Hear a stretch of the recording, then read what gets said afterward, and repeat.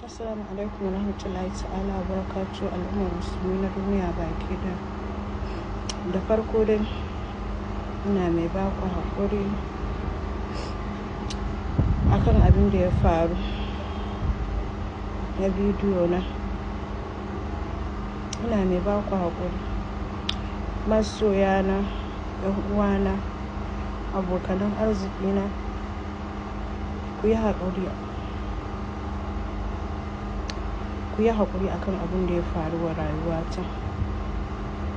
Ni na sani Allah ne ya azamu, kaddara ta ce ta zo a haka,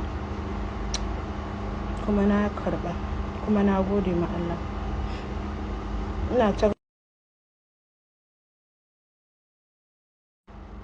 Ina ta ganin saƙon ku masoyana, wasu su kira ni a waya, wasu su mun fatan shirya, wasu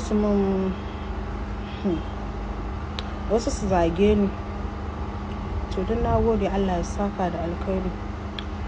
Na san ba wani musulmi, walau masoyina walau makiyina, da zai ji daɗin abin da ya kasance da ni, kuma ni ma ba a san raina bane ba hakan ta faru da ni.